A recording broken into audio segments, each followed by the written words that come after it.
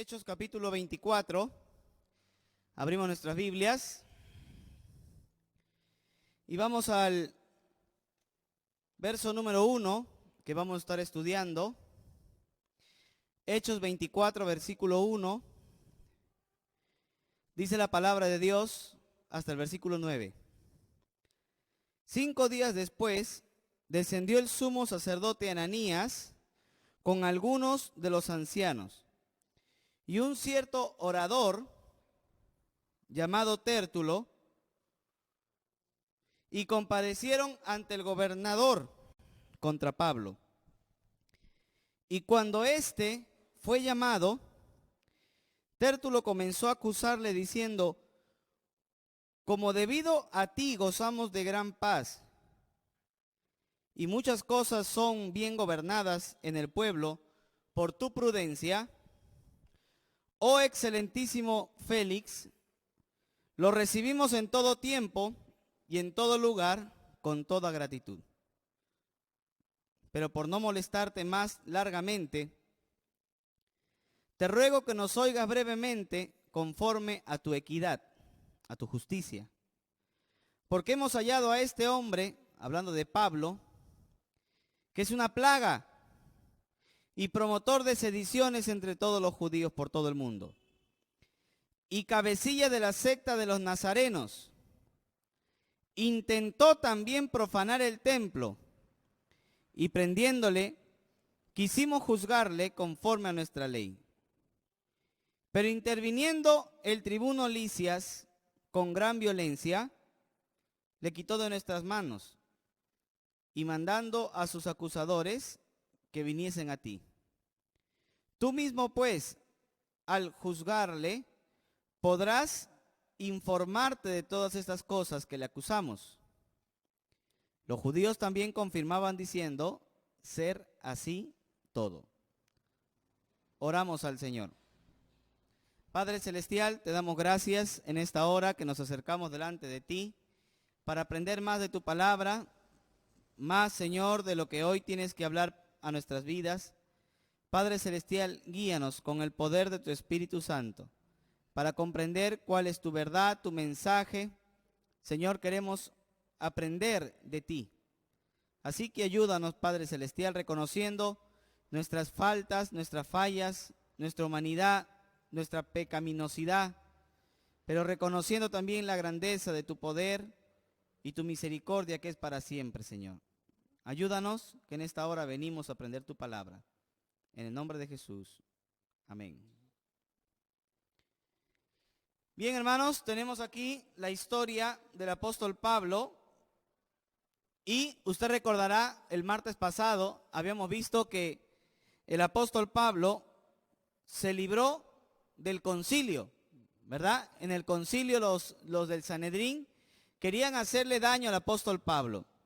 Pero nos cuenta la historia bíblica que no pudieron hacerlo porque el tribuno libertó y protegió a Pablo de las garras del Sanedrín y lo sacó. Eso nos cuenta la historia bíblica. Pero es llevado a Cesarea. Cesarea, de Judea a Cesarea hay como 100 kilómetros. 100 kilómetros. Eso es más o menos de acá a Cañete, más o menos, ¿no? 100 kilómetros de acá a Cañete, más o menos. Entonces, esa distancia es la que recorrió el apóstol Pablo para salir de Jerusalén y llegar hasta Cesarea y ser protegido otra vez por el Imperio Romano, ya que él tenía ciudadanía romana. Él no podía ser juzgado como un judío cualquiera porque él era un ciudadano romano. Y como ciudadano romano, aunque de la etnia judía, porque él era judío de sangre, él tenía todos los derechos y garantías sobre su ciudadanía. Por eso es que en esas garantías a él lo protegen. Y lo llevan a Cesarea porque en Cesarea estaba el gobernador de Judea que se llamaba Félix. Él había sido gobernador de Judea aproximadamente por 7 años seguidos. Entonces era una persona en la que se tenía mucha confianza. Pero el el apóstol ahora, en este caso, va a comenzar a presentar su defensa delante de Félix y de su esposa Drusila. Drusila. Nosotros sabemos que Drusila era una de las hijas del rey Herodes Agripa I. Y que Drusila no pasaba de 20 años, era una joven muy moza, muy joven, ¿no? Valga la redundancia. Entonces, era costumbre, por lo que nosotros entendemos, que cada vez que habían acusaciones y se presentaban delante de un juez, en este caso delante del gobernador, se llevaba siempre un abogado orador. El abogado orador era quien presentaba las acusaciones frente al acusado y brindaba todas las razones y sustentaba las razones por las que el acusado tenía que ser declarado reo de muerte o reo contumaz, etc. Y aquí encontramos que los judíos llevaron consigo a un judío llamado Tértulo, que él era un orador, él era un hombre de fácil palabra, él era un hombre que engatusaba a la gente con su manera de hablar, y lo llevaron evidentemente a él delante de Félix para acusar al apóstol Pablo diciéndole mentiras del apóstol Pablo, o a veces diciendo cosas que habían sucedido pero fuera de contexto, fuera de contexto. Y hermanos, usted sabe que una verdad a medias, ¿qué cosa es? Mentira completa. ¿Amén o no? ¿Hay hermanos acá? ¿No hay hermanos? ¿Amén? Amén. Entonces, una verdad a medias es siempre una mentira completa. Si yo hablo algo de alguien, pero no lo hablo como sucedió, sino que lo tergiverso, estoy hablando una mentira. ¿Amén o no? Entonces, vamos a ver un poco esta noche acerca de cuando las personas hablan mal de nosotros, ¿cómo reaccionamos? Cuando las personas hablan mentira de nosotros, ¿cómo reaccionamos? Porque una cosa es que hablen mentira, otra cosa es que hablen verdad. Ya si hablan verdad y se puede comprobar, entonces uno queda mal. Pero si no se puede comprobar, lo que están hablando es mentira.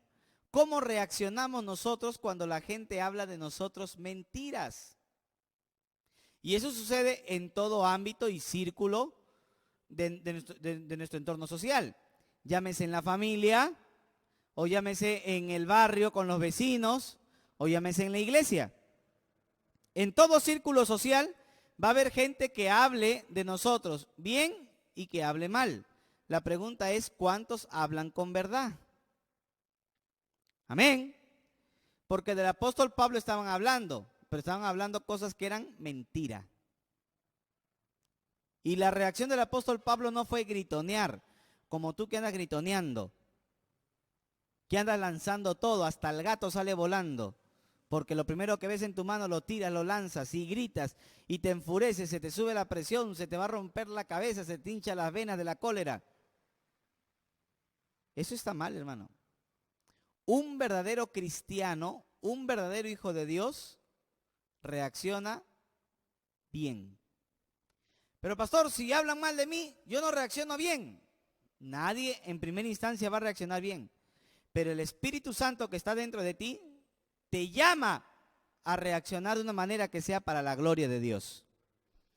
¿Amén o no? Y vamos a luchar contra nuestra carne, hermano, porque sí vamos a luchar contra nuestra carne. Y vamos a pelear y nos va a dar ganas de responder. Pero vamos a ver en la historia del apóstol Pablo un ejemplo para nosotros. Un ejemplo de cómo nosotros tenemos que reaccionar cuando la gente habla mentira. Desde que Pablo llegó a Jerusalén hasta este día en que Pablo se presenta a Félix, ya había pasado 13 días. El día 1 el apóstol Pablo llega a Jerusalén. En el día 2 el apóstol Pablo visita a Jacobo, o sea, al pastor de la iglesia de Jerusalén. En el día 3 Pablo visita el templo de Jerusalén con los hermanos que iban a hacer el voto. El día 4, 5 y 6 el apóstol Pablo estaba cumpliendo el voto en el templo. Estoy haciendo una remembranza de todo lo que ya hemos visto ya. En el día 7, el apóstol Pablo es arrestado en el templo. A los 7 días de llegar a Jerusalén, el apóstol Pablo es arrestado en el templo. En el día 8, el apóstol Pablo se presenta delante del concilio. Eso es lo que vemos en el capítulo 23. Pero como nada se solucionó, en el día 9 se creó un complot para matar al apóstol Pablo. Y en el día 10, lo llevan al apóstol Pablo hasta Cesarea y lo presentan a Félix. En el día 11 y 12, el apóstol Pablo se queda esperando en Cesarea hasta poder entrevistarse con Félix y hablar de las acusaciones que le estaban imputando. Y en el día número 13 es el día de la audiencia, es este día que estamos acá. O sea, 13 días después de llegar a Jerusalén, el apóstol Pablo se tiene que defender frente al gobernador de Judea, llamado Félix. Antes, en la época de Cristo, ¿era quién? El procurador de Judea, ¿quién era? Poncio Pilato, ¿verdad? Pero a Poncio Pilato, al tiempo de la muerte de Cristo, lo destituyen y mandan a otros gobernadores de Judea, entre ellos Félix. Félix es uno de los tantos que vinieron a gobernar Judea luego que Poncio Pilatos se fuera. ¿Sí me está entendiendo, hermano? ¿Me está entendiendo, hermano? Amén. Diga amén para saber que me he entendido, si no lo vuelvo a repetir. Entonces vamos a ver de qué se le acusaba al apóstol Pablo. Versículo 1. Verso 1. Dice, 5 días después, descendió el sumo sacerdote Ananías. O sea, este sinvergüenza que mandó a callar a Pablo, ¿usted recuerda? El que mandó a darle una bofetada en la boca. Este hombre de quien Flavio Josefo había dicho que no era digno de tomar el cargo de sumo sacerdote porque era un hombre impío, malo, pecador. ¿Recuerda? Este mismo hombre, hermano. Miren lo que dice. Descendió con algunos de los ancianos y un cierto orador llamado Tértulo. Este era el abogado, el que iba a hablar. Y comparecieron ante el gobernador contra Pablo. O sea, fueron para hablar de Pablo, acusarlo. Y cuando este fue llamado, Tértulo comenzó a acusarle diciendo, miremos la acusación, ¿ah? Como debido a ti gozamos de gran paz y muchas cosas son bien gobernadas en el pueblo por tu prudencia, oh excelentísimo Félix, lo recibimos en todo tiempo y en todo lugar con toda gratitud. ¿Cómo empieza su acusación? ¿Cómo empieza? Adulando, hablando bien, exaltando al gobernador, para ver si así se congraciaba con él, ¿verdad? Le andaba pasando la manito, para ver si Félix le iba a pasar la otra manito. Eso es la manera en cómo se pensaba ganar el juicio. Hermanos, por eso cuando uno está en un cargo, en una posición, uno tiene que aprender a ser imparcial. ¿Amén? Uno tiene que aprender a ser imparcial. Uno tiene que aprender a ser mesurado, a ver las cosas de manera íntegra, global. Uno no puede, hermano, parcializarse a ninguno de los lados. Porque Dios pone autoridades para que las autoridades hagan justicia. ¿Amén o no? Eso es lo que Dios quiere.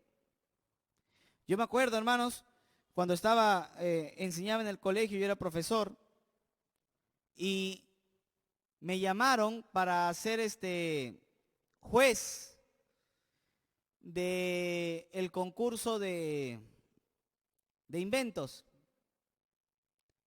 Y yo fui, hermanos, era uno de los 3 jueces. Y una de las abuelitas de uno de los alumnos que concursaba, se me acercó y me dijo, profesor, mire, ya revisó los inventos. Sí, señora. Mire, profesor, qué bueno, mi nietecito ha hecho esto. Ah, está bien, señora. ¿Y ya le calificó? Sí, señora.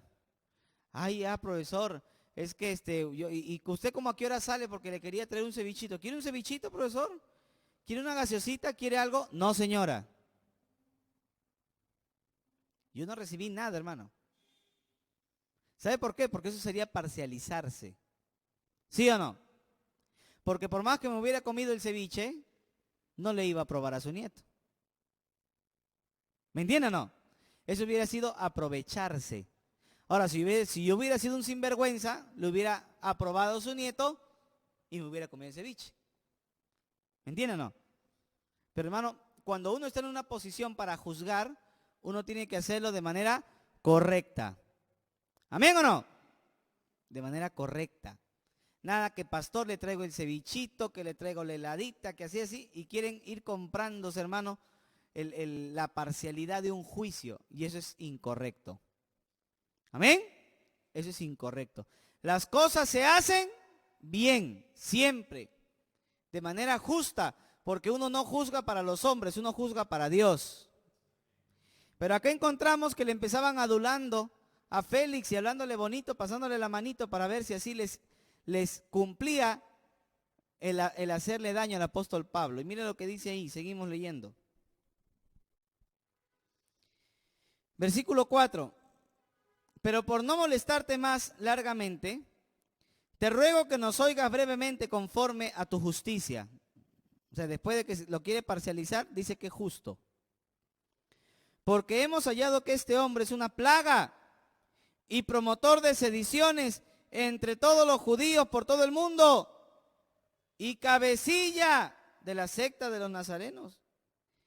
Intentó profanar el templo y prendiéndole quisimos juzgarle conforme a nuestra ley. ¿Fue verdad o mentira que le quisieron juzgar conforme a su ley? Fue mentira. Fue mentira, hermano. Esa es una mentira completa. ¿Por qué? Porque usted recordará que el apóstol Pablo, él estaba en el templo tranquilo, haciendo su sacrificio, ¿o no? Él estaba tranquilo. Él en ningún momento hizo alboroto, ni ruido. Él no hizo nada. Él estaba llevando sus ofrendas como él tenía que hacerlo porque él era judío.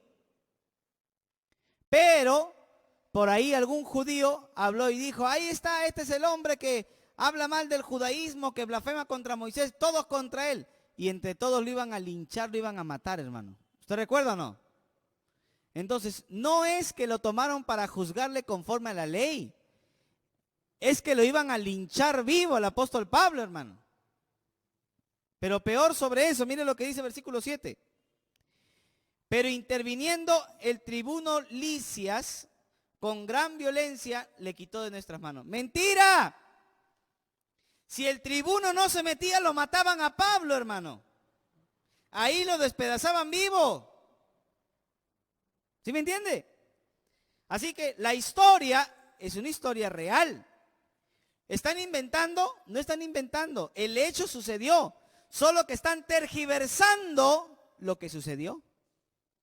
¿Me entiende? Están hablando mal de lo que pasó.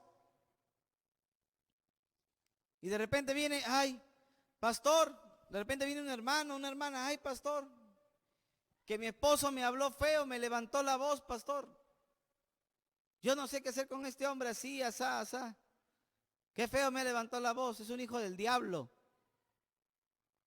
Y después uno habla con el marido y el marido dice, pero antes, está bien, pastor, ya yo sí levanté la voz, yo sí le grité, sí le hablé feo, pero ella me tiró el plato de comida en la mesa, me lo tiró así, come, o traga, porque algunos hablan así, traga, y me lo ha tirado.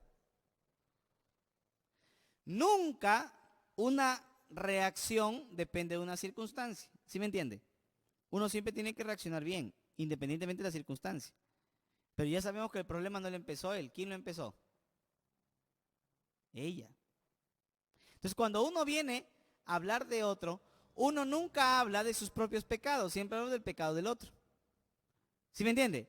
Por eso uno tiene que escuchar bien, saber escuchar, saber hablar, confrontar a las personas. Porque cuando viene y dice que alguien me ha dicho por ahí, pastor, que usted ha dicho esto, que usted ha hablado esto de mí, ¿y quién lo ha dicho? No le voy a decir. Si alguien toma esa actitud de decir, usted ha dicho, ¿y quién le ha dicho? No le voy a decir quién me ha dicho, Número uno, usted no es periodista, ¿ya? Porque el periodista, cuando recibe información, no puede revelar su fuente, ¿o sí? El periodista tiene todo el derecho de no revelar su fuente, así que usted no es periodista. Si alguien le ha dicho algo que yo he hablado de usted, de fulano, de sultano, y usted no va a confrontarlo, usted no quiere decirme quién ha dicho, usted está tapando a un cobarde. ¿Amén o no? Usted está tapando a un cobarde. ¿Por qué?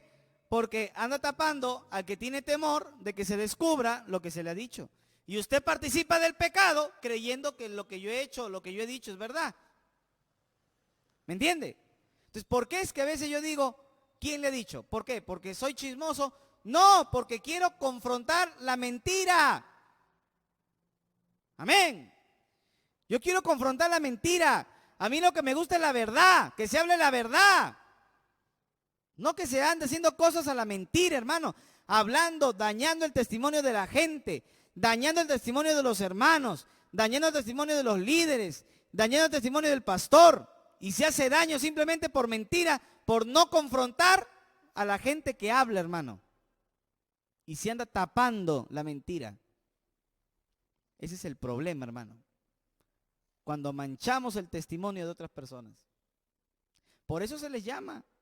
Por eso se les convoca. ¿Quién habló? Fulano, fulano, fulano, fulano. Ya, todos vengan. A todos se les habla. Y yo, hermano, soy muy sincero. Yo soy muy sincero. Cuando yo creo algo, le digo, lo creo, sí. Es que yo no tengo prueba de lo contrario. Yo le creo cuando alguien me dice algo. Pero cuando alguien me dice algo y yo no se lo creo, yo se lo digo en su cara. No, no le creo. ¿Me entienden o no? Así que yo soy bien sincero. Si yo le creo, le voy a decir si le creo, pues. Y si no le creo, le voy a decir que no le creo. Ahora, porque hay un dicho en el mundo que es verdadero. En la boca del mentiroso, la verdad se hace dudoso. ¿Verdad o no?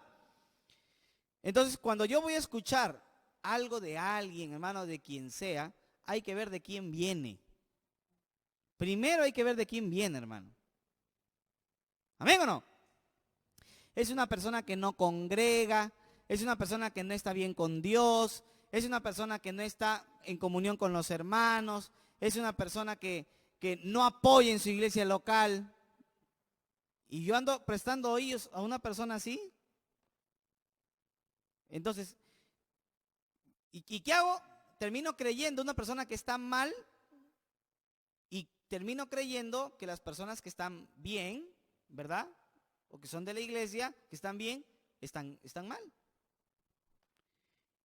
Mire, un hermano vino, me comentó algo de una situación de otro hermano, pero me lo comentó para buscarle la solución, no por chisme, por si acaso. Y me comentó, me dijo, pastor, esta es la situación.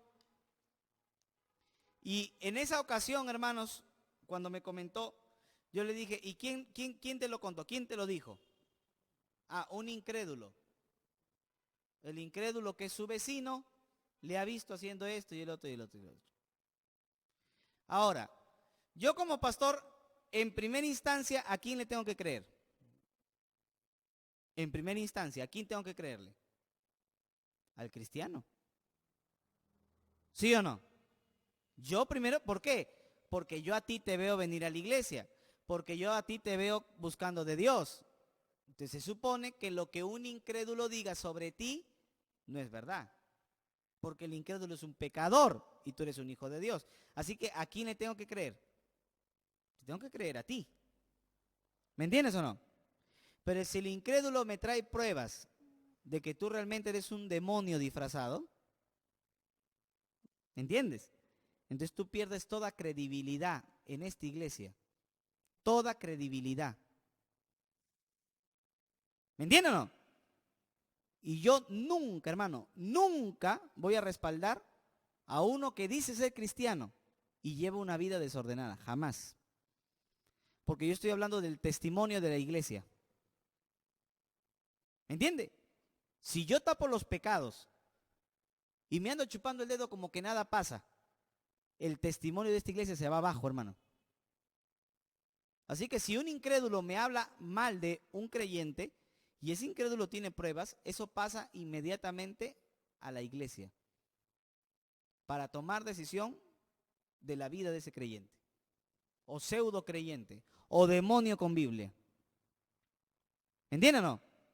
Porque, hermano, yo no permito el pecado. Pecado es pecado aquí en la China, con coronavirus o sin coronavirus. Pecado es pecado. ¿Amén o no? Y el amor es justamente eso, corregirte para que no sigas haciendo lo malo. La otra cosa se llama consentir el pecado y eso no lo vamos a hacer. Entonces, hermano, estamos hablando de cómo hablaban falsedades contra el apóstol Pablo. Hablaban mentiras, hermano. Y mire, dice versículo 6, intentó también profanar.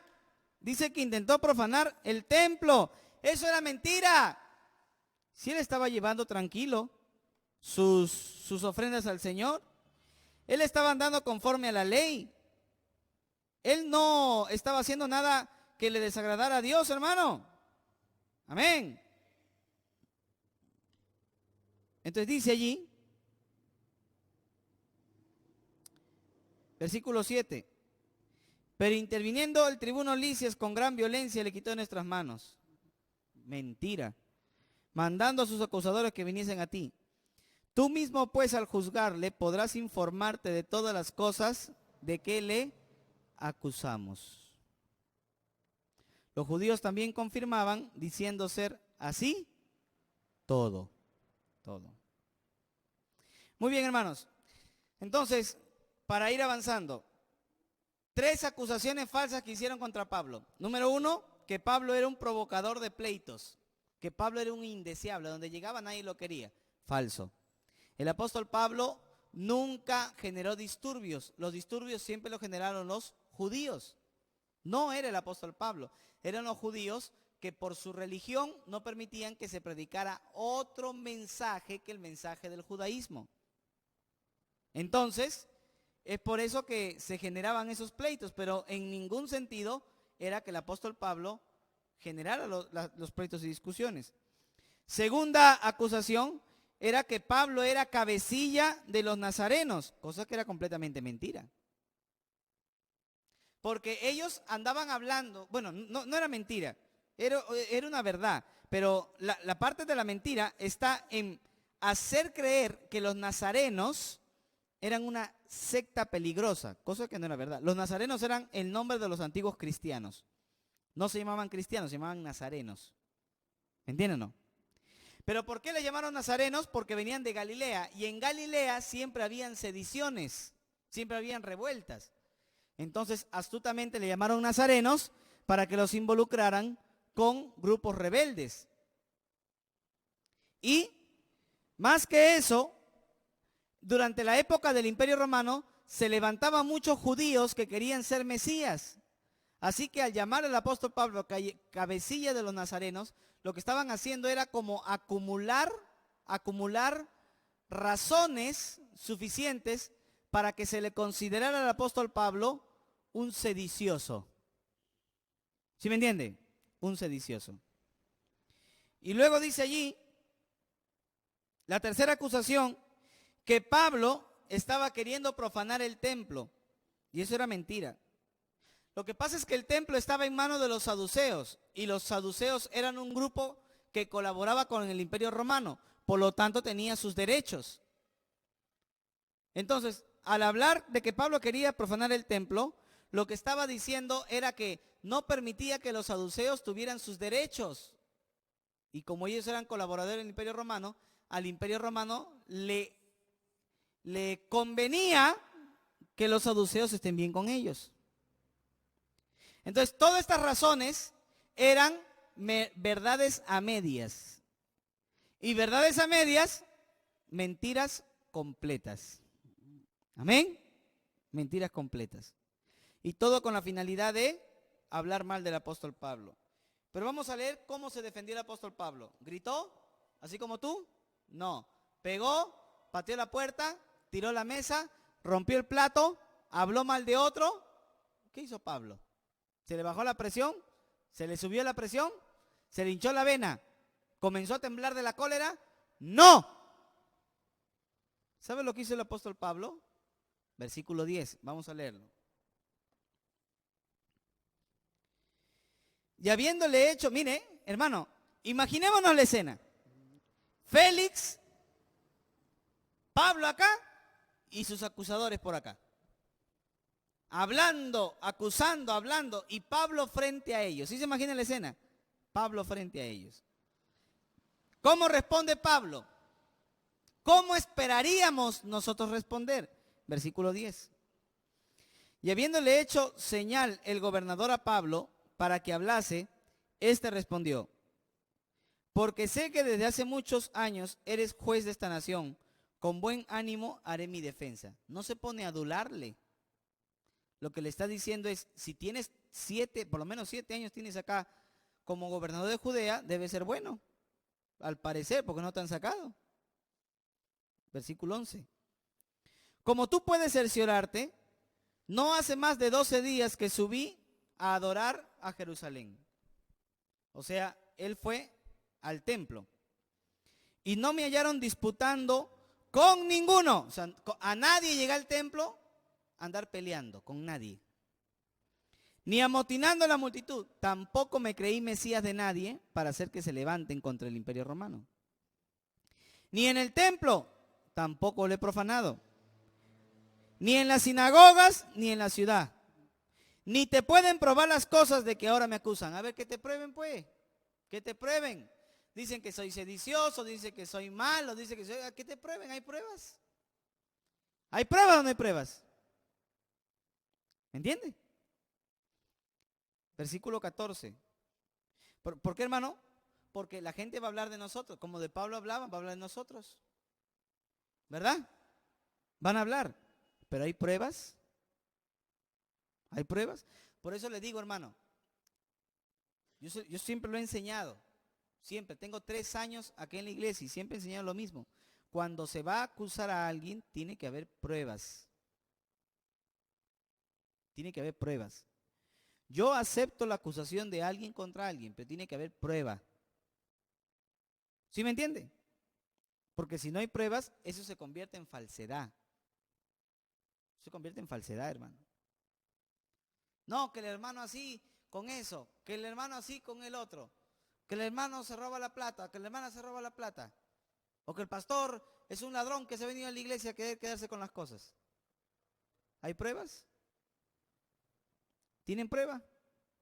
Y si no tienen prueba, están hablando falsedad. Ahora, pero si hay prueba, ya esa es otra cosa. Ah, no, que el pastor tiene una cuenta en Suiza donde se anda guardando 48 millones de dólares. Y usted tiene el número de cuenta y está mi nombre. Ahí ya, pues, es otra cosa, ¿no? Hay pruebas. Pero mientras no haya prueba, no se le acusa a nadie. Amén. No se le puede acusar a nadie, hermano. Si le acusan a usted sin pruebas, es un pecado. Si acusa a un líder sin pruebas, es un pecado. Si acusa a un pastor sin pruebas, es un pecado. Porque si no hay pruebas y aceptamos las acusaciones sin pruebas, hermanos, vamos a hacer mucho daño. ¿Qué tal mañana viene alguien y dice, el pastor es un adúltero? Ya su esposa ha sido de viaje, mira, anda por ahí, por allá con 2, 3 mujeres, yo le he visto. Eso llega por acá.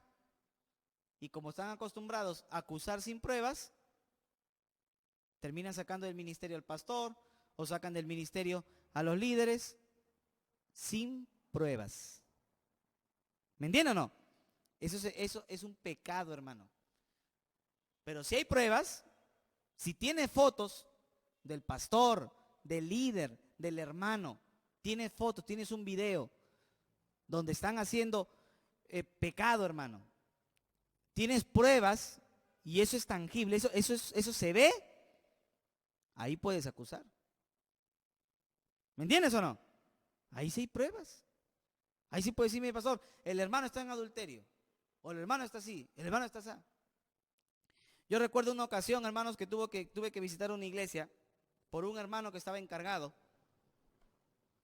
Tuve que visitar una iglesia por un hermano que estaba encargado.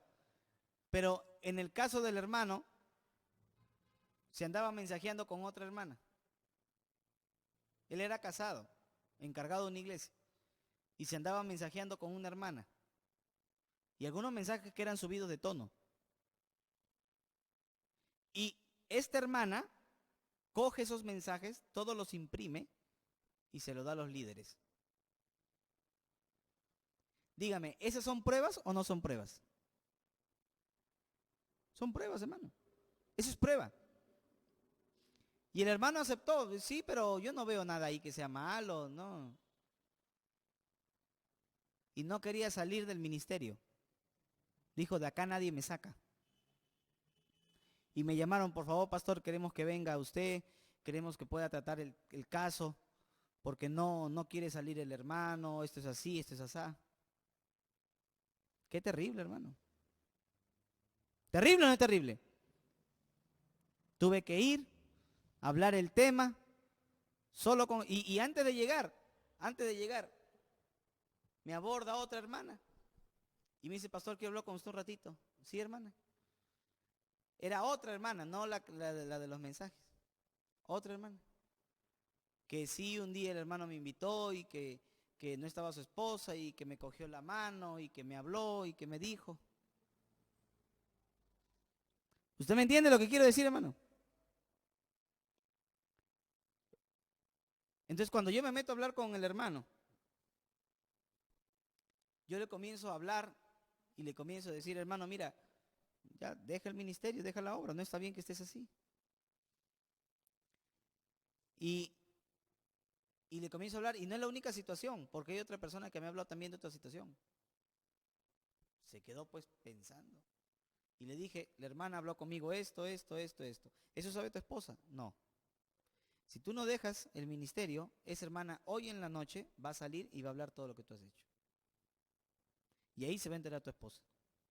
O deja por las buenas o deja por las malas. ¿Tuvo que dejar? ¿Por qué? Porque hay pruebas. ¿Sí me entiende, hermano? Las acusaciones hacia hermanos, hacia pastores, hacia líderes, tienen que ser probadas. ¿Me entiende o no?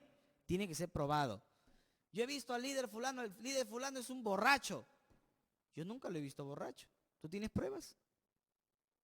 ¿Tú tienes un video donde está en una yunza tomando? ¿Tienes la prueba? ¿Tienes ahí el video? Sí, yo tengo el video. Entonces también tú has estado. Si no, ¿quién grabó? No, me pasaron el video. Ya. Entonces, dame el video, quiero verlo. ¿Sí me entienden o no? Entonces, hermano, escúcheme bien, la iglesia tiene que aprender. Estas son cosas que se aprenden. Porque a veces andamos mal acostumbrados a acusar a otros sin pruebas. Y por eso se generan los chismes, las murmuraciones, las mentiras, los engaños, los pleitos en la iglesia, se pelean las familias de la iglesia y hacen lo que se les da la gana. ¿Por qué? Porque se acusan sin pruebas. ¿Amén o no? O sea, hay que tener mucho cuidado, hermano. Toda acusación es con prueba. Por eso el apóstol Pablo dice allí, mire,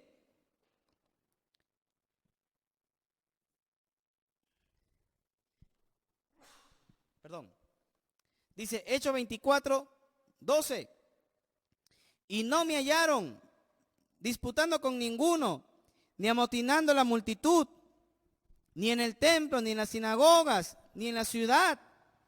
Ni te pueden probar las cosas de que ahora me acusan. No hay pruebas. ¿Cómo podemos acusar a la gente sin pruebas, hermano? Amén. Eso está mal. Eso es hacer daño a familias, a personas, hermano. Hacer daño a familias, a personas, simplemente sin pruebas. Qué terrible, hermano. Versículo 14. Pero eso te confieso, que según el camino que ellos llaman herejía, el camino era el nombre que se le daba al cristianismo, que ellos llaman herejía, porque los judíos llamaban herejía al cristianismo, así sirvo al Dios de mis padres, creyendo en estas cosas, que en la ley y en los profetas están escritas. O sea, soy un judío mesiánico. Judío porque era judío y guardaba la ley, y mesiánico porque creía en Cristo. Eso es lo que está diciendo el apóstol Pablo. Teniendo esperanza en Dios, la cual ellos también abrigan, de que ha de haber resurrección de los muertos, así de justos como de injustos. O sea, Pablo está diciendo que la razón es una razón básicamente de diferencia teológica, no es una razón en realidad de delitos, no habían delitos de que le pudieran imputar al apóstol Pablo. Versículo 16. Y por esto procuro tener siempre una conciencia sin ofensa ante Dios y ante los hombres. O sea, ni delante de Dios ni delante de los hombres me pueden acusar de nada. Que yo soy sedicioso, que lo prueben. Que yo estoy contra la ley de Israel, que lo prueben. Que yo ando hablando mal de otros, que lo prueben. ¡Pruebas! Amén. Entre los políticos hay una frase, papelito manda. ¿Escuchado? Hermano, las pruebas, las evidencias son lo que van a determinar muchas veces la decisión. Y contra Pablo solamente había falsedades y mentiras, no habían hechos verdaderos. Eran verdades a medias, y verdades a medias, mentiras completas, hermano. Y usaban hechos que habían acontecido en la vida de Pablo, pero lo tergiversaban de tal manera que engañaba al pueblo y engañaban a todas las personas, engañaban inclusive, querían engañar al procurador Félix. Y mire lo que dice ahí, versículo 17. Pablo se sigue defendiendo. Pero pasados algunos años, vine a hacer limosnas a mi nación y presentar ofrendas. Estaba en ello cuando unos judíos de Asia me hallaron purificado en el templo. Y no con multitud ni con alboroto. O sea, no me encontraron peleando. Ellos debieran comparecer ante ti y acusarme si contra mí tienen algo. O digan estos mismos si hallaron en mí alguna cosa mal hecha cuando comparecí ante el concilio. O sea, me llevaron ante el concilio, no había hecho nada malo. Me llevaron delante del pueblo, no había hecho nada malo. Y a no ser que estando entre ellos, prorrumpí en alta voz acerca de la resurrección de los muertos, soy juzgado hoy por ustedes.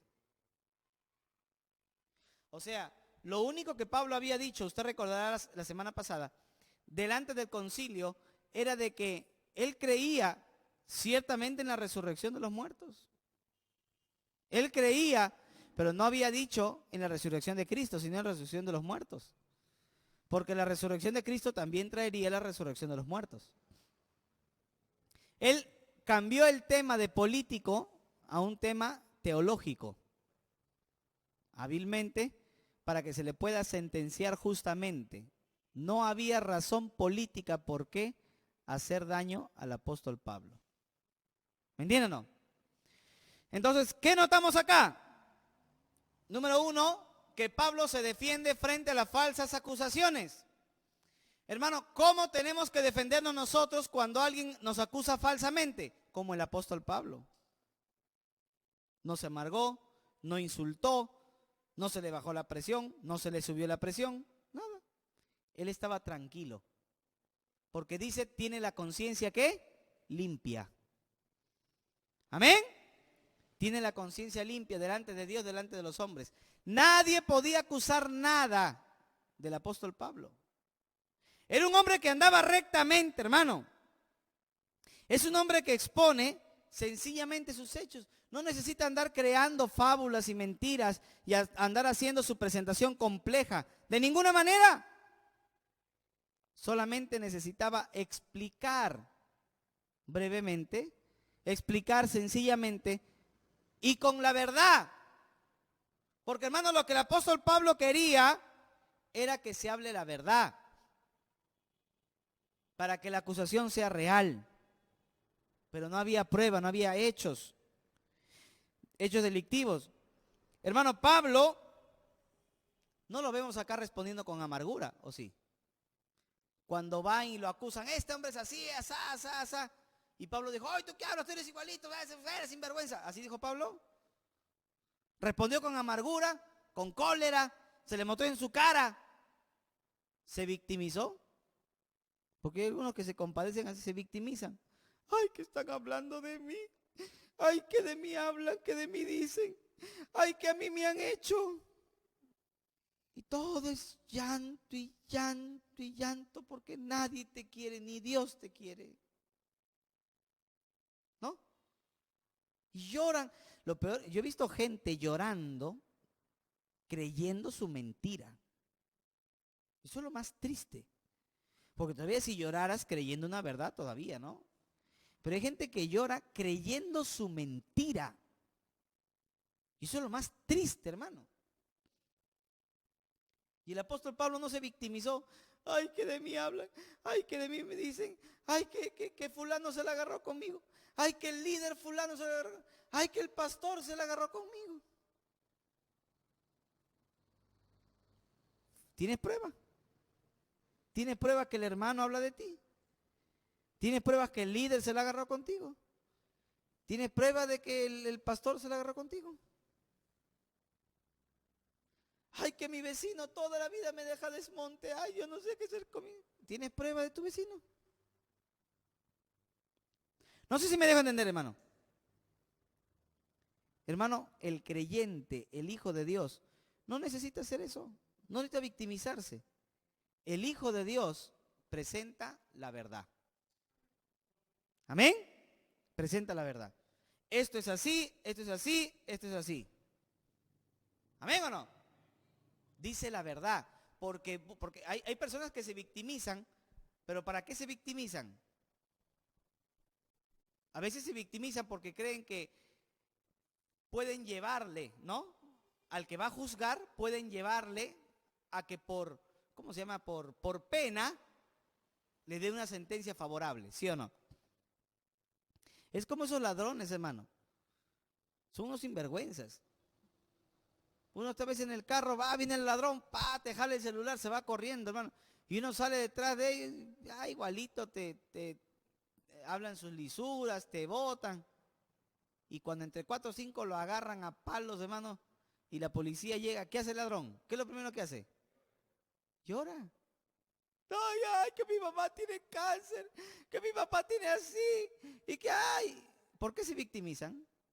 Porque están esperando que por pena les vayan a dar una sentencia favorable. ¿Verdad? Pero Pablo no se puso a victimizar. Pablo no se condolió. Pablo no sintió amargura. Pablo lo que quería era la verdad. ¿Amén? Y como Pablo quería la verdad, se presenta así frente a sus acusadores. Hermanos, cuando hablan mal de ti, cuando te tratan mal, tú simplemente habla la verdad y háblalo bien. No necesitamos amargarnos, no necesitamos victimizarnos, simplemente hay que hablar la verdad. Amén. Y Pablo era un hombre que demostró siempre tener un carácter cuerdo, siempre demostró tener un carácter correcto. De la misma manera habían acusado a Cristo.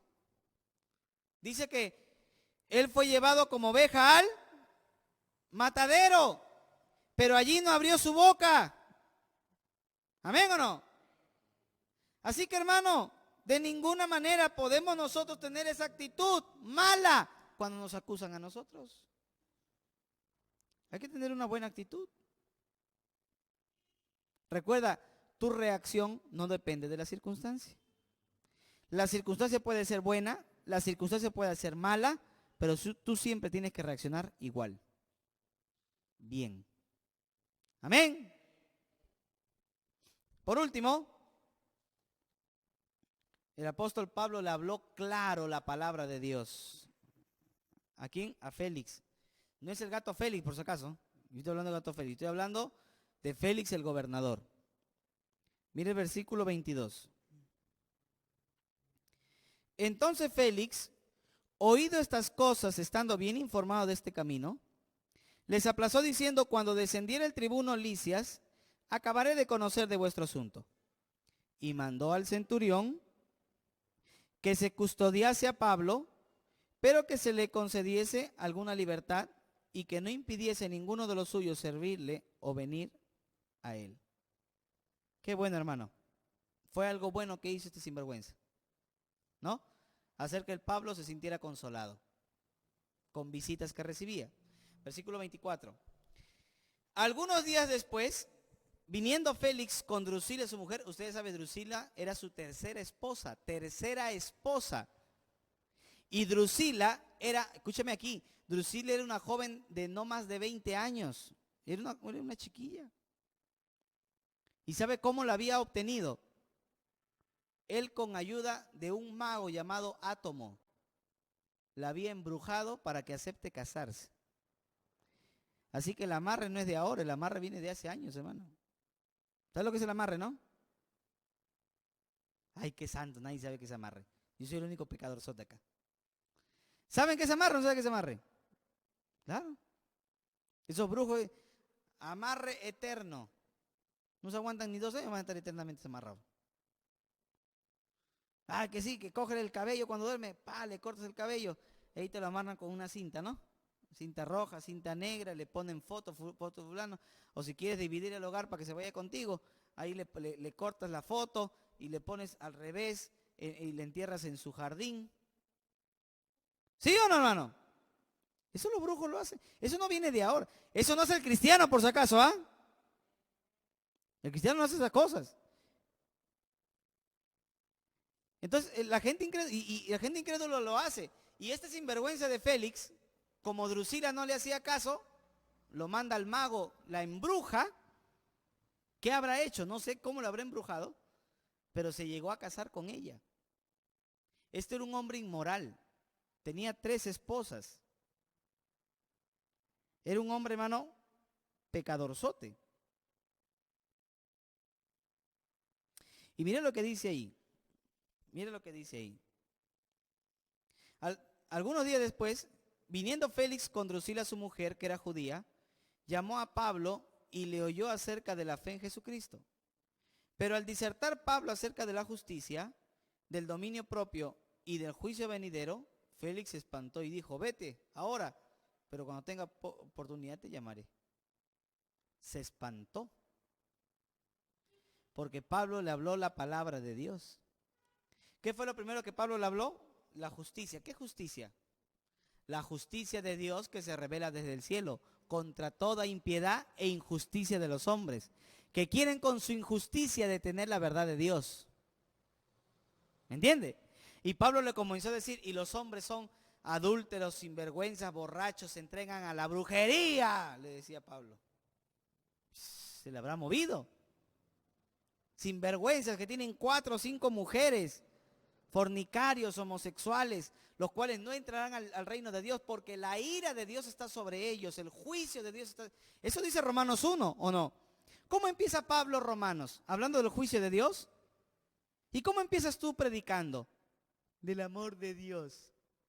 ¿Así se predica el evangelio? ¿El evangelio tú predicas hablando del amor de Dios? Estás perdido tú también. Lo primero que tienes que predicar a la gente es que se va a ir al infierno. Porque si no cree que se va a ir al infierno, entonces ¿de qué se va a salvar? Amén. Entonces, esa frase, Cristo te ama, es una frase verdadera. ¿Pero por qué lo ama? Porque se va a ir al infierno. Y no quiere que se vaya al infierno. Entonces, antes de decirlo, Cristo le ama, dile: te vas a ir al infierno. Amén. Y eso es lo que uno tiene que predicar. Hermano, si la palabra de Dios es dura para todos. ¿Cuánto más para los incrédulos? Alguien me dijo por ahí: es que pastor, acá no quieren venir, ¿qué van a venir los vecinos acá? Si tienen miedo de cómo usted predica. Yo dije: ¿es que el impío no quiere venir? ¿O qué? ¿Porque viene el impío le voy a hablar suavecito? ¿Que porque viene el impío le voy a hablar bonito? Es que se espantan, que se espanten. Y si sobre eso se van a ir al infierno, es su decisión. Pero yo no voy a ablandar el mensaje porque a ti también te duela. Amén. Yo no voy a suavizar el mensaje. El mensaje empieza como empieza. Empieza con el juicio de Dios. Así empieza. Por cuanto todos pecamos y estamos destituidos de la gloria de Dios para irnos al infierno. Y cuando usted y yo entendemos eso, y el pecador que viene se sienta y entiende que es un sucio pecador, lo único que va a necesitar es salvación. Y cuando entendió su necesidad, recién tú le hablas del amor de Dios para salvar, él va a aceptar. ¿Por qué? Porque va a entender que es pecador.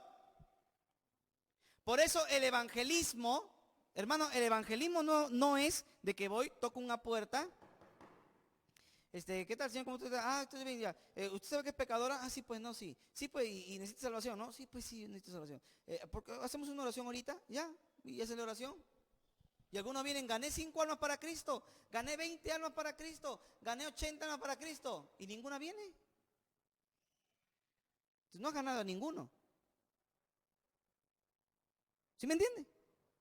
No has ganado a ninguno. No es que esa obra lo hace el Espíritu Santo. O no has ganado a ninguno o estás predicando mal el Evangelio. Mire, hermano, cuando yo voy a predicar el Evangelio y haga lo mismo, porque es lo correcto. Cuando usted va a predicar el Evangelio, usted no le presente de manera inmediata, no le presente usted la decisión de la salvación. No lo puede presentar. ¿Por qué? Porque hay personas que le escuchan a veces por compromiso. ¿Me entiende? Le abren la puerta, ay, estoy ocupadita, pero deme un minuto. Ya, dígame. Y sí, ya, se me queman los frijoles. Y se va, y ya aceptó a Cristo y hizo su oración. Ese tipo de evangelismo es un evangelismo falso. ¿Sí me entiende? Entonces, cuando uno va a evangelizar, toca la puerta. Si la persona está ocupada, déjale un folleto. Si la persona está interesada, vuelve otra vez y te vas a dar cuenta, escúcheme aquí, te vas a dar cuenta que a la cuarta, quinta, sexta vez que tú vayas, ya entendió el evangelio y puede aceptar al Señor. Pastor, pero si Cristo viene antes de que acepte a Cristo, ¿me entienden o no? Si de repente cuando yo voy, recién se va a entregar al quinto día y en el tercer día nomás viene Cristo. A ver, te pregunto, ¿Dios te ha dicho a ti, hijito, preocúpate por todos los que se van a quedar en la tribulación? ¿Eso te ha dicho Dios? ¿Tu función es preocuparte por todos los que se van a quedar? No, ¿tu preocupación cuál es? Predicar. Punto. Si justo la persona que le estaba predicando ya estaba como que iba a aceptar a Cristo y Cristo viene un día antes de que acepte él al Señor, ese problema no es tuyo, ese problema es de Dios. ¿Sí me entiende? Ahora, ¿cómo sabes tú que de repente él no aceptó a Cristo justo en el momento antes del rapto? Porque al final quien le va a guiar a Cristo es el Espíritu Santo. ¿Me entiende o no? Entonces, hermano, ese tipo de evangelismo, del cual yo no estoy muy de acuerdo, es ir, tocar la puerta y a la primera presentar para que acepte a Cristo. No. Porque andamos llenando. Hermano, ¿cuántas veces usted y yo hemos necesitado que nos hablen de Cristo para aceptar? ¿Se da cuenta? Ahora, y yo voy a comenzar, hermanos, a visitar a los hermanos. Casa por casa. Voy a ir con el diácono. Ya hemos quedado con él. Vamos a ir todos los viernes. ¿Y por qué? Porque quiero saber cómo usted aceptó a Cristo. Porque hay hermanos que no saben ni cómo aceptaron a Cristo, ni por qué aceptaron a Cristo. Y entonces tenemos problemas en las iglesias. ¿Por qué? Porque tenemos incrédulos que conocen del Evangelio, pero que no son salvos. ¿Sí me entiende? ¿Por qué nuestras iglesias tienen muchos problemas? Porque tuvieron un evangelismo tan fácil, tan sencillo, que no entendieron, vinieron a la iglesia, se acostumbraron y simplemente hacen lo que se les da la gana en las iglesias, porque no son salvos. Porque se les pregunta, ¿y usted, qué es el evangelio? Y no te saben explicar qué es el evangelio. ¿Cómo una persona que no entiende qué es el evangelio puede ser salva? ¿Sí me entiende o no me entiende? ¿Qué es el evangelio, hermano? El evangelio es la vida, la muerte y la resurrección de Cristo para salvarme del infierno. Era un pecador y Cristo me ha salvado del infierno. Hermano, yo estoy entrevistando aquí en la facultad a los estudiantes. Uno por uno estaba entrevistando a todos los estudiantes y a todos les preguntaba, ¿qué es el evangelio? Porque si no ando metiendo gente impía a estudiar la Biblia. ¿Sí me entienden o no? ¿Y qué es el evangelio? La palabra de Dios. ¿El evangelio es la palabra de Dios? ¿Ese es el evangelio? No se ha entendido el evangelio. El evangelio es una buena noticia. ¿Cuál es la buena noticia? Que ya no te vas al infierno, ahora te vas al cielo. Esa es la buena noticia. ¿Y cómo te vas al cielo? Porque Cristo vivió, murió y resucitó para que tú te vayas al cielo. Porque siendo pecador, Cristo murió por ti. Ese es el evangelio en una simple... Ese es el evangelio cuando lo entendiste.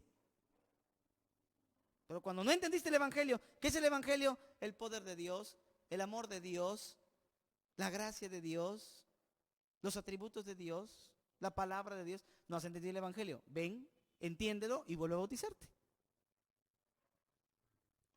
¿Sí me entienden o no?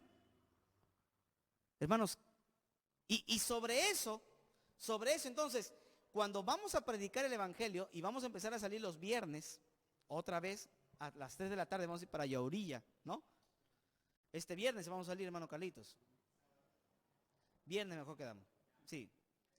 Entonces vamos a ir los viernes y vamos a salir. Entonces ya sabemos cómo vamos a predicar. Vamos, entreguemos folleto, compartamos la palabra. Pero si vemos que la persona ya está preparada, la persona sí ve, y el Espíritu Santo nos hace sentir a nosotros que esa persona ya está preparada, está interesada y quiere aceptar el evangelio, ahí tienes que presentarle el evangelio. Pues si ves que la persona está desinteresada, que se le va el perro, que se le va la hora y que el perro se le salió y que no le puedes presentar el evangelio. Dile, ¿sabe qué? ¿Puedo regresar otro día? ¿Qué le parece si vuelvo la próxima semana? Y de a poquito le va entrando el evangelio y se va a arrepentir. El pastor Stanley Templeton, un gran hombre de Dios que estuvo con nosotros inaugurando la facultad, estuvo durante un mes, escúcheme aquí, un mes con una persona incrédula a la que él comenzó a evangelizar, un mes, y no le habló nada de aceptar a Cristo, nada, solamente le habló el evangelio. Somos pecadores, Cristo murió, Cristo resucitó, Cristo está a la diestra de Dios, los pecadores tenemos que arrepentirnos. Eso solamente le enseñaba por un mes.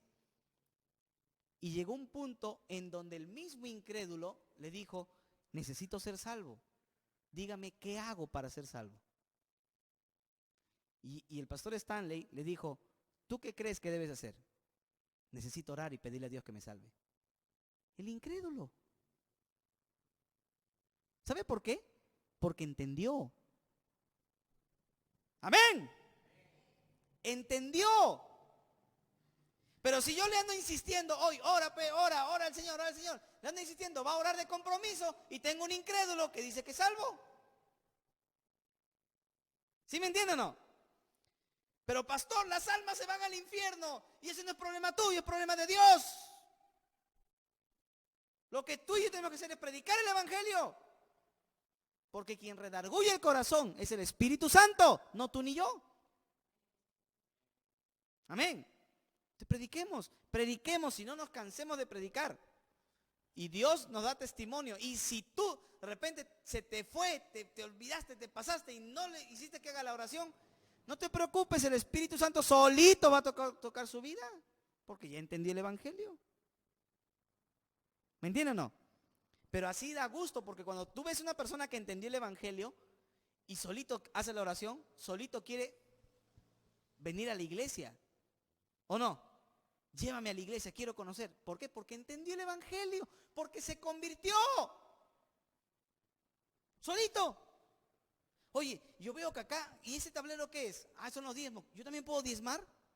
Solito, ¿por qué? Porque se convirtió. Pero ¿qué hago yo con ese que viene? Que ya, pues ya tengo que venir porque me han traído, pues, porque dice que acepté el Señor y ya, pues, tengo que venir. Y hay que andar rogándole 4 o 5 años para que ni un sol quiere dar para el Señor. En algún día Dios tocará su corazón. No, no es salvo, no es salvo. No es salvo. Amén. Porque el que es salvo tiene un corazón de salvo. Hermano, qué triste, hermano. ¿Cómo nos andamos llenando de gente pecadora en las iglesias simplemente porque andamos evangelizando mal? Gloria a Dios por su palabra, hermano. Para evangelizar bien. Y voy a tener un taller de evangelismo para enseñarles cómo evangelizar. Y estos puntos que son muy importantes, hermano. Bueno, Pablo empezó hablando de la justicia de Dios, pero también le habló del dominio propio. ¿Qué significa dominio propio? Que se controle sus deseos carnales. Y este sinvergüenza que se iba a controlar. Si era tremendo pecadorzote. Y no solamente le dijo eso, sino que le dijo, Cristo va a venir y Cristo va a juzgar a los pecadores, porque el juicio venidero se acerca. Y cuando Pablo le dijo, Cristo viene para juzgar, ahí comenzó a temblar. Ahí sintió miedo. ¿Por qué Pablo no le dijo, a ver, haz tu oración ahí, haz tu oración? Pues no, no es necesario. La palabra de Dios sola hace la obra. Pero este hombre tembló y le dijo, ya te escucharé otro día. Y lo votó. Verso 26. Esperaba que también con esto Pablo le diera dinero para que le soltara, todavía sin vergüenza. Era un hombre corrupto, por lo cual muchas veces lo hacía venir y hablaba con él. Pero al cabo de 2 años, Félix recibió por sucesor a Porcio Festo, y queriendo Félix congraciarse con los judíos, dejó preso a Pablo. Tremendo, hermano. ¿Saben por qué lo destituyeron a Félix? Cesarea era una ciudad donde habían judíos y gentiles. Pero como estaba en la tierra de Israel, en la tierra de Judá, los judíos decían que Cesarea era judía y los gentiles decían que Cesarea era gentil. Y como se andaban peleando entre ellos, un día hubo una gresca entre judíos y gentiles por determinar de quién era la ciudad. Y como los judíos iban a ganar porque estaban que le agarraban a golpes a los de Cesarea, a los gentiles, Félix mandó a sus tropas para ayudar a los gentiles y mataron a judíos por doquier. Y no solamente eso, saquearon la casa de los judíos ricos. Como Judá era una provincia de Roma, tenía derechos, se quejaron delante de el emperador romano. Y el emperador romano dio visto bueno a la queja de la provincia de Judea y sacaron a Félix. Lo sacaron. ¿Entiende? Y mandaron a Porcio Festo para que lo reemplace. Pero Félix lo pudo haber sacado a Pablo. ¿Sí o no? Bueno, ya 2 años acá no he hecho nada, ya, ándate pues ya. Pero no, como él estaba en falta con los judíos, por congraciarse con los judíos, lo dejó ahí. Y después él se tuvo que ir. Cuando viene Porcio Festo, Pablo ahora tiene que explicarle al otro todo lo que había acontecido. ¿Qué pasó cuando Pablo se entrevista con Porcio Festo? Esta entrevista de Pablo con el nuevo gobernador de Judea es decisiva, porque a través de esta entrevista es que Pablo llega hasta Roma, porque Pablo apela a César. Él quiere que César lo juzgue. Cristo ya le había dicho a Pablo, no te preocupes, porque vas a llegar a Roma. Así que Pablo estaba seguro de que nada le iba a pasar si no era la voluntad de Dios. Hermanos, pero eso lo vamos a ver la próxima semana. Amén. Así, hermanos, qué interesante la historia del apóstol Pablo, este hombre de Dios, hermanos, que agradó a Dios. Y como le digo, cuántas cosas acusaron a Pablo, hermano. Dijeron cosas malas de Pablo. Pero Pablo siempre habló la verdad. Vamos a orar.